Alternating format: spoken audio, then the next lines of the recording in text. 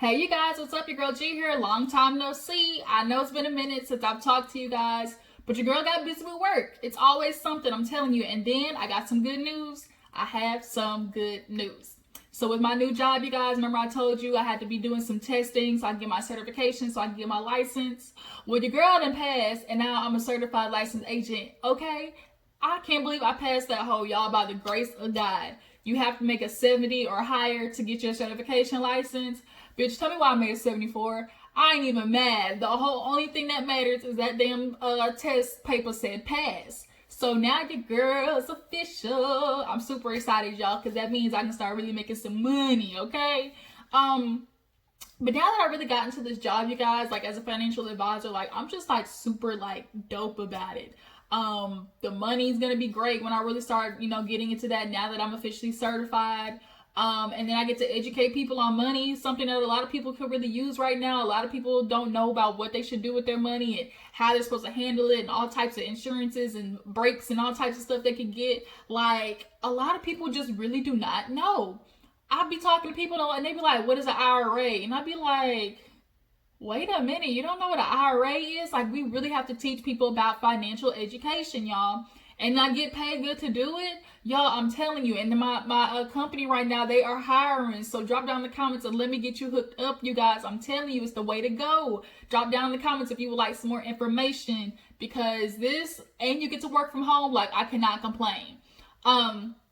But enough about me. We need to go ahead and get into an episode of Daily Squeeze because it has literally been a minute and so much has been popping off in the headlines that your girl missed, okay? So let's go ahead and drop in and get into the episode of Daily Squeeze because things are getting juicy. That's how you do. Gotta put a little bit of vibrato on it. Juicy, okay? So we gotta work our way back and then, come forward to the most recent stuff. So let's back up a little bit. Let's start with something a little bit more serious than we usually do on an episode of Daily Squeeze. I just have to talk about it because it is on my heart, especially with election and stuff going on. Y'all, can we talk about this Breonna Taylor case? So when it came out that the jurors finally were granted by the judge to speak about what happened in that room and the jury and all types of stuff that happened with them, tell me why the freaking juror came out and said that homicide was never brought on the table for these police officers. They talked about as the attorney general judge or what the attorney general, what's his name? Cameron. Everybody's calling it right. House nigga. Okay, you a house nigga sitting there trying to appease and tap dance for these white folks and you got them like shooting up innocent black people and you sitting there defending them. These jurors said the only thing that was ever put on the table was wanton endangerment. And a lot of them wondered, like, why isn't there a murder charge or a homicide on the table? And come to find out, the lawyer who works for them, I don't know if is it the attorney general that is the prosecutor for this case? But basically, they said that the lawyer told them, oh, we don't think we have enough evidence to push for homicide. Oh, you don't? You don't. Seems to me somebody died, somebody got shot, and there's guns and police officers. You have a freaking enough evidence to try to push for homicide.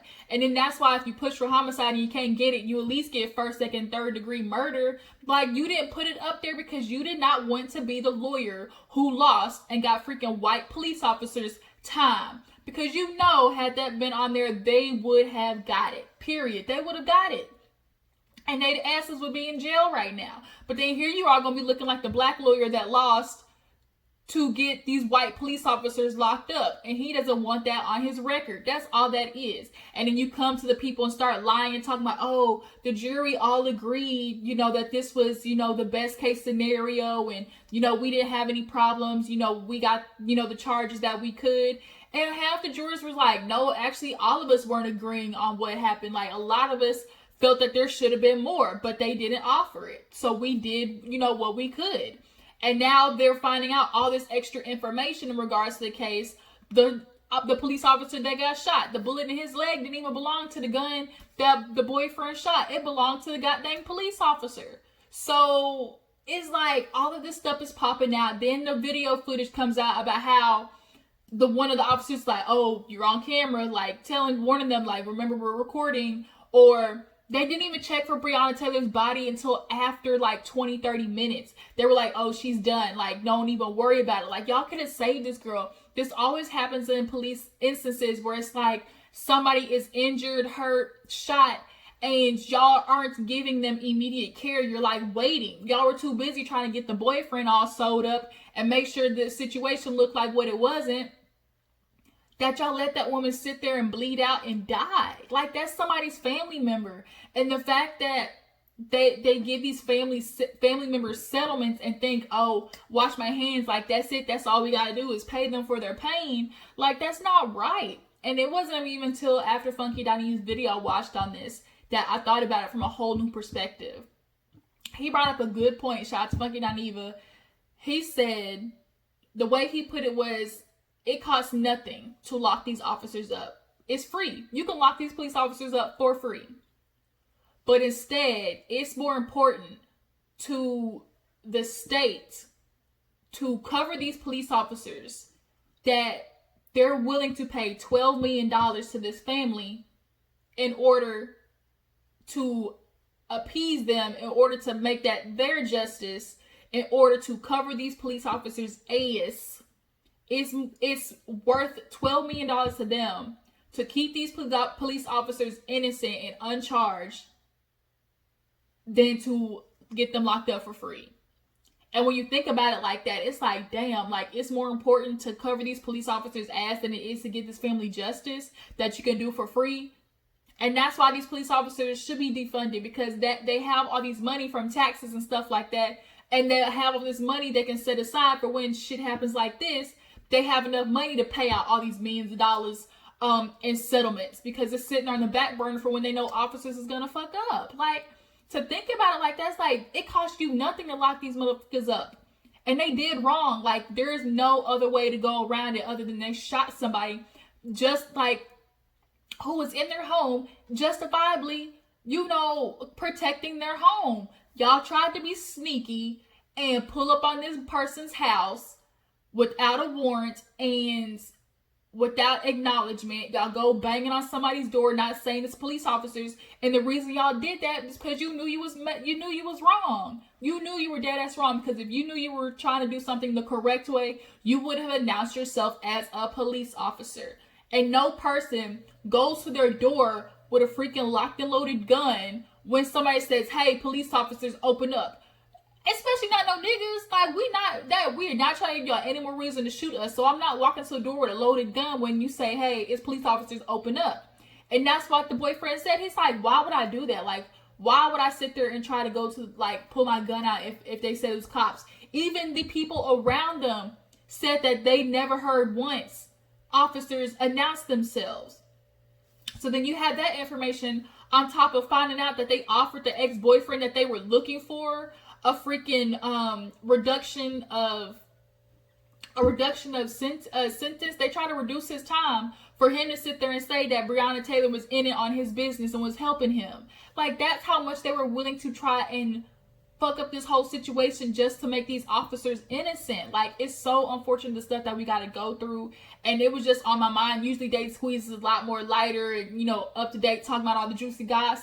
But I just had to talk about that because it's like so messed up. And now, hopefully, with the jurors coming out and the judge granting that the information become public that was in this case, they really might be able to retry this. And they should. They need to continue to go after these officers, because it is enough that these cops keep getting away with this shit. Same thing with Judge George Floyd. Come to find out, that officer was released on, he finally got out of prison on bail, and then they took, I think they took 3rd-degree murder off of it, something, but there's still 1st and 2nd-degree murder on there. If this man gets off after we sat there and watched him put his knee on that man's back for 8 minutes, if he gets off, it's going to be World War III, because that video blatantly shows that he chose the most detrimental option to this man.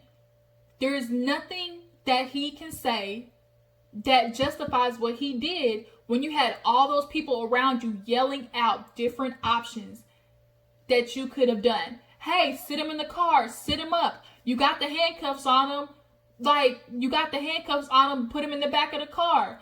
People in the video were saying that, but yet he stood there with his hands in his pockets and his knees on his neck. And yet he's out there walking free, roaming free. Like, those are the things that we have to deal with. And it's just unfortunate. Like, how much more are we supposed to take? And y'all sit there and get mad at us for rioting and protesting and all types of stuff. Like, how much do you want us to take? Y'all wouldn't be taking all this stuff, white folks. Hell, people do a quarter of a half of the stuff that y'all did to, like, that y'all do to us, and y'all wouldn't be sitting there going rampage. Like, y'all have done some fucked up stuff, white people. I'm sorry, y'all just expect people for years later just keep taking it. Like, no, like, we've had enough. So I just had to get that off my chest. Like, that just really bothered me after hearing that. So let's go ahead and move on to something a little bit more lighter, so I can get that so I can just, you know, try to re-energize myself. That was just a lie. Like, it was a lie. Like, being black in America is hard. Please go out there and vote, y'all. Please go vote. I'm gonna go vote myself tomorrow. Wake up early in the morning to go do that immediately. So we can get this motherfucker out of office. Him and his orange tan self and that badass toupee he got on. So let's go ahead and move on. Let's talk about Tory Lanez, y'all. So Tory Lanez, he ended up finally going to Instagram and so-called giving his side of the situation with him and Megan. And it's like, Tory, let it go. Just let it go, my nigga. Let it go, because here you are on Instagram saying a whole bunch of something and still saying nothing at the same time. Like, y'all, if you watched it, it's on the Shade Room Instagram page.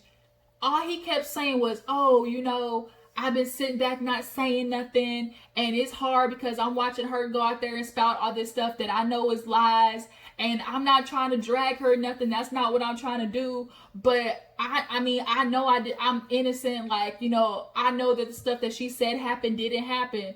And he said that, oh, I'll always love Megan. Like, I still consider her a friend to this day. But, you know, I just have to put my piece out there because, you know, the information that's circulating isn't true. And it's like, well, if it isn't true, Tory, then go ahead and state your side then. You keep talking about how what Megan said is a lie. You keep pointing out all these different, you know, holes in her story, so-called holes in her story. But yet you're still not talking about what happened with what you did that night. And why can't you do that, Tory? Why can't you do that? Now, a lot of people are going to sit there and say, oh, he's currently in a case right now. Legally, he can't say nothing. But then he should have started the motherfucking video in the first place if he knew he couldn't say nothing in regards to defending himself. You are defending yourself, but yet at the same time breaking down this woman's story and calling her a liar. But yet, oh, I still love her. She my friend. And I feel like Megan, like, she posted on her Twitter talking about this nigga is genuinely crazy.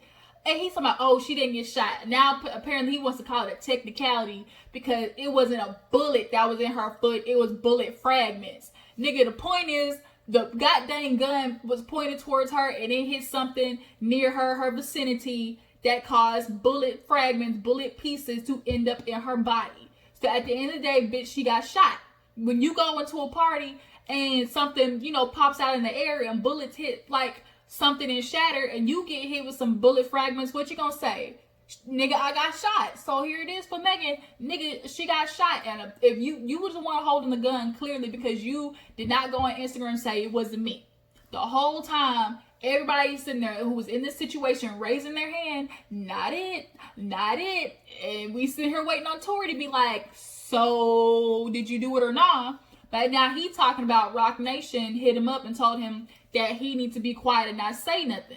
And I'm sorry, like, if I knew I was innocent, fuck what Rock Nation got to say. I'm coming out with all the proof and evidence immediately right then and there about how I'm innocent. So I can't have all this fake information circulating out there about me, especially with somebody who's out there who I claim is lying. Like, I'm not going to allow somebody to continue lying on me. Like, no, I'm putting my information out there point blank, period. Like, regardless of what Rock Nation got to say. And the fact that you didn't makes me furthermore feel like you were trying to get by enough time to copulate whatever story you needed to make yourself innocent. Then you go out there and make an album. You're going out to the clubs like nothing happened. And you make an album basically trying to, like, how you get shot and don't even hit no tendons. Where's the apology in any of this? Like, where's the apology to Megan? Then, he wanted to touch on the fact that, she used the black card. She talking about, she didn't want to say nothing about a gun being in the car because, it's a black man in there. He's like, well, why would you get back in the car with somebody that harmed you? If I'm so bad to you, why'd you hop back in the car? And I'm like, what lawyer did you talk to? Like, he sounded so much like somebody who been talking to legal advising, some legal aids, because the way he was talking was like a lawyer. Well, if you said you did this, then how did this happen? But if you claimed it like this, then why did you do this? Like, that's how lawyers talk. So he talking about, well, if I was so bad, if I was so harmful, why'd you get back in the car? You using the black card. And it's like, nigga, you better be glad she was thinking about you, because the truth is what Megan said is absolutely correct. I got officers, and I got 3 black people in a car, and I tell them a gun is in there. What's the first thing they're gonna do? Draw their motherfucking guns. Now we all in this situation can possibly die because they shooting people unarmed. So what you think they're gonna do to somebody with a gun in the car, and you a rapper? So they already got their edge about you. Famous rapper people in a car with a gun. Man, that is a walking target. So, and then he's like, how you talking about you protect me, but you the only one filed the charges. Nigga, she waited. First of all, she didn't file those charges until after you went out there spewing all types of stuff, having your camp make all these stories about how Megan was fighting with you and how Megan was being super aggressive and abusive to you. That's the only reason why after that she came out she was really saving your ass, Tory. And eventually, I think even if Megan isn't the one that wants to file the charges, I think the state can pick up those charges. So I don't know if that's how he ended up in this situation, but I guess he has his arraignment or something coming up soon. And they had a couple of footage of him talking to the judge and stuff like that. Now, I am a little interested about the part with the best friend and Megan, because I guess the friend kind of came out with an IG live talking about how, I've always had good friends no matter what happened, da-da-da-da. And I ain't gonna lie, y'all, I do kind of low-key believe Tory when he said that him and Megan was fucking around. I slightly do believe that. I really do. And if the friend was messing around with him too, I don't know how that's supposed to play out. But then apparently there was some leaked audio with the security guard saying that the friend and Tory was in the back fighting over the gun. So honestly, I don't know was it the friend that shot Megan or was it Tory that shot Megan? If you ask me, the friend said she didn't do it. So if y'all was both fighting over the gun, that means she was probably fighting over the gun with you to keep you from trying to shoot Megan's ass. You got it from her and you lost aim because the friend was all up in the way and you shot at the ground instead of shooting at Megan, hitting her in the leg, thigh, or whatever. You shot her in the goddamn foot. Tory, cut it out. Go get some therapy and go find Jesus and just get your life, okay? That's what you do. Get your life. Speaking of get your life, let's go ahead and move on to Tamar Braxton, y'all. We need to talk about her because she is lighting up the headlines again with this WEtv mess. So we all recently saw the preview for the Braxtons, and the preview included their reaction to hearing the news about Tamar trying to commit suicide. Tamar is feeling a type of way, feeling like WEtv is using her likeness, her pain, to basically get views up for the Braxton show. And we all know she's feeling like WEtv messed her over with Get Your Life, and they were, not following her lead and allowing her control that she thought she was going to have. Firstly, Tamar, I watched Get Your Life, and at the end, we all saw you watch that footage and get pissed off because you didn't like what you had to see. And then you blame it on production. But the thing is, Tamar, you're blaming them for something that they didn't do. That's not them acting on the screen. That's not them fighting with Goldie and her boyfriend. That's not producers, being downstairs locked up in the room fighting with their boyfriend because he believes Goldie's the devil. That's you. And you're mad at the footage and nobody gave them that but you. So who you really mad at, Tamar? Tamar has always had this uncanny ability to see fault in everybody but herself. And it's like she doesn't want it to be about her, but it's always about her at the same time. Like, it's just so freaking confusing. Like, you're mad at them for what? Like, what were you trying to achieve out of the show? You said, oh, you wanted to show a different side of you. You wanted to be in control and show, this new Tamar.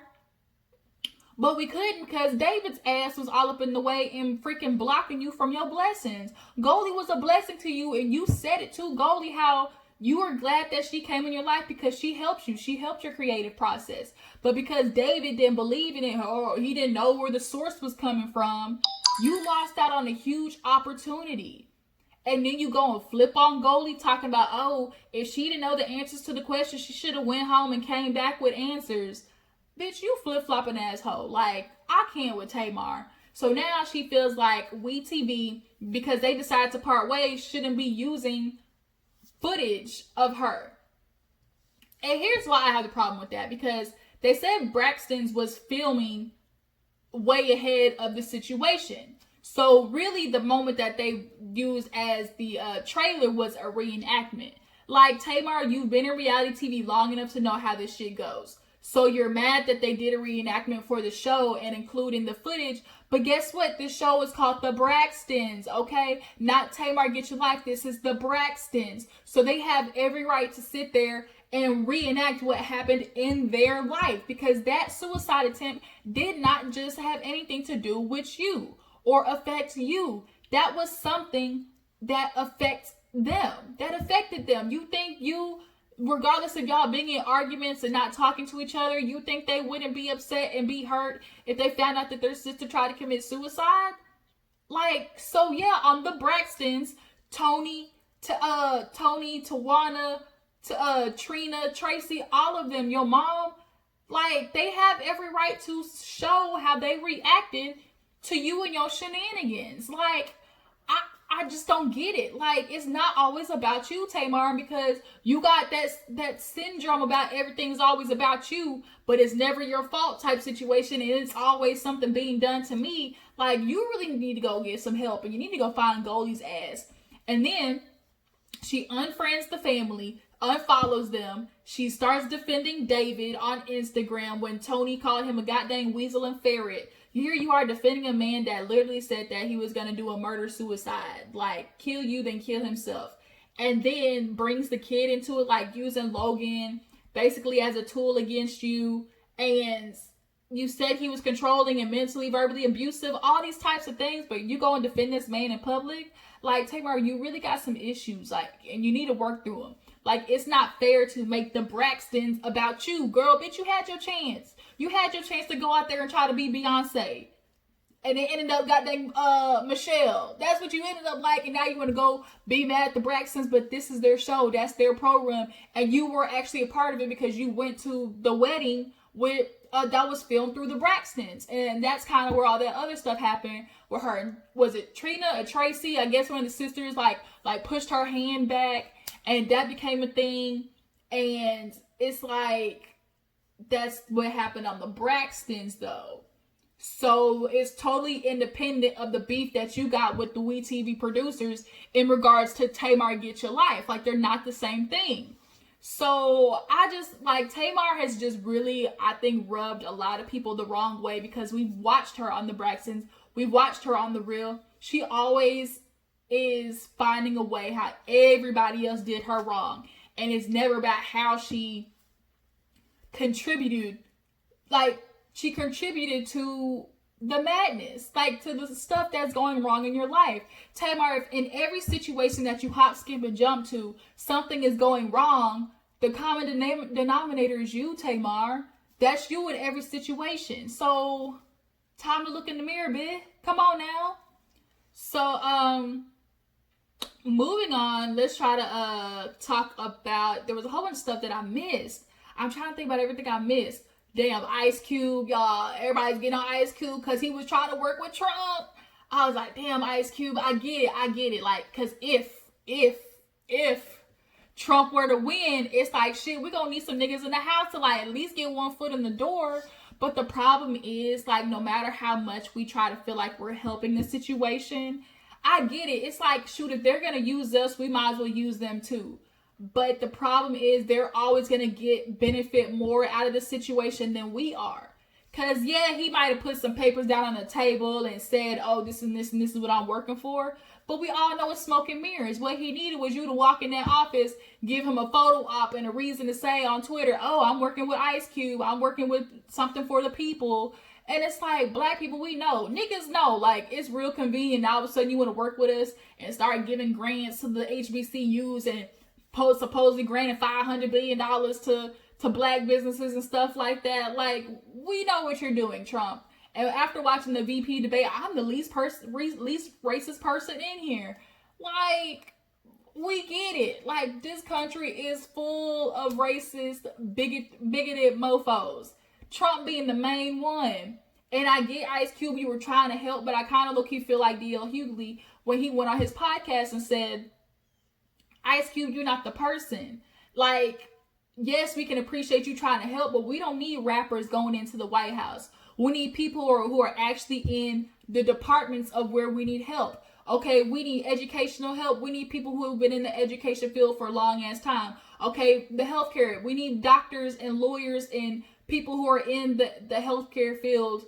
You know, lawyers who do like defense for people with insurance and stuff like that. Go into the healthcare field and help them with that. Okay, in the like the city, the realtors and stuff like that. We need black realtors and developers to go in there and talk about how we can build up the cities to have affordable housing and stuff like that. Get Ben Carson's ass out that bitch. Because we all know all he's doing is taking that money and having his wife buy fine China sets and having them shipped over from Germany. Like, that's what he doing with the money. He don't care. Like, we need people who are actually in those fields who can explain, who could actually be there and know what they're talking about. And yes, Ice Cube, you might have really good ideas, but you need to, mail those over with people who are in those departments. So when they walk in there and they try to give them some jargon in the departments that you don't possibly know about, at least they'll know about it. They'll know the medical slang and jargon, or, the legal terms of all this stuff, because that's what they're going to do. Come and talk to you about stuff that they know you don't know about and put it down on paper because it sounds nice, but really it ain't. It's some bullshit. Like, Ice Cube and 50 Cent's ass. Now he want to make jokes talking about, oh, Trump 2020. I'm not trying to be 20 Cent because he heard about how Biden's plans to tax the rich. Yeah, we're going to tax the motherfucking rich. Y'all only rich because us broke ass people keep supporting y'all. Celebrities confuse me with that. Oh, I got to pay so many taxes. If you made $50 million this year, 50 Cent, because I know about Power, For Life, all them shows, especially Power. You got what, Power Ghost Book 2 now? Nigga, you got the money. See, for you rich folks, y'all can spare $1 million, $2 million for taxes. How about us broke folks can sit there and spare $13,000 a year for taxes? That money we need. We don't have no savings account. Shit, I know after working in the financial advisory field, you know how many people, 60% of Americans say that they have less than $1,000 in savings. 60%. And how about 8 out of 10 people right now in America are saying that they live paycheck to paycheck? Like, that information, finding that out pisses you off because it's like there's such this big financial gap, and rich people feel like they don't, like, they have nobody to owe. Our president being one of them. I'm sorry, if you vote for that man, you're stupid. You are. He played y'all. And the only reason he's trying to become president again so they don't lock his ass up when he step out of that White House. So, but nonetheless, like, you rich folks, like, y'all don't want to give out this money, but it's like the only reason you got this money is because people are buying your products. People are watching your movies. People are buying your music. And all the broke people that work your parties and do your events, and like, those are common folks, not just rich folks. Those are common folks that work for you. And you owe them a little bit of money for healthcare. Like, if everybody, all these rich folks paid their taxes, people would have free college and free healthcare. And, like, roads would be fixed and would have big-ass ditches in them. Like, I just get heated thinking about it because it's like the people struggling. And when you watch people struggle, hell, my own mama struggling, working 2 jobs in a pandemic as an essential worker. And watching people out there like struggle, don't even know, like our government gave us $1,200 this whole year, y'all. And that's what broke people had to live off of. But you rich people was fine. Y'all can live all up in y'all's mansions and finally stay in all 600-700 bedrooms that y'all got in y'all's house because y'all never home. Y'all can stay in 1 bedroom a night and have it like a hotel, bitch. Like, no. Y'all were okay this pandemic. We weren't. So yes, 50 Cent, go ahead and become 30 Cent. And that's what your ass get, because you would not have none of that money if it wasn't for us common folks purchasing your shit, okay? So moving on, last but not least, let's get into this topic that really just like blew my mind. Y'all, Ryan Henry, that mother is foul. So we all know Ryan Henry from Black Ink Crew. He messed up, y'all. So his friend Anthony kind of broke to the internet that Ryan fucked his baby mama, okay? And not only once, not twice, but apparently for a year in the past and here recently, like a couple of months. Y'all, y'all, this man who was like his brother, so much they're so close that he's actually the godfather of that dude's son. And you mess with his baby moms? Like, you're his child's godfather? And you mess with the baby moms? And the only reason no dude came out about it is because I think one, he found out about it through his son. Luckily, his son was like, I know mommy's password. And he was able to get in the phone and see all the little flirty text messages between Ryan and old girl. Y'all, they fucked. Okay, there was some insertion and there was some hopping on the dick and doing a full split. Okay, that's the truth. And at first, Ryan wasn't saying nothing. But finally, he came to the internet, was talking about, oh yeah, I did it. You know, I was going through some rough stuff and, you know, I lost some friends because, you know, that was the one person I talked to and now I can't talk to him no more. And, you know, there's nothing for me to do but just be real about it. And that's what it is. Like, the way he talked about it was so nonchalant because he said that him and Anthony had already talked about it, like, off the internet or whatever. They had discussed it. But there it didn't really seem like there was real, like, remorse. And Ryan Henry suffers from that pretty boy syndrome where it's like, they do it out of like, can I get her? And they do it out of, I know I can sleep with her. And I know I got this bitch. And like, they do it because they can, basically. And you let that fog your loyalty to your brother. You called him your brother. Y'all went on family vacations together. Then here come this girl. Anthony pulled out a text message about her apologizing. Oh, I was selfish. I was thinking about myself. I was going through so much. Bitch, get a therapist. How does hopping on somebody's dick help you?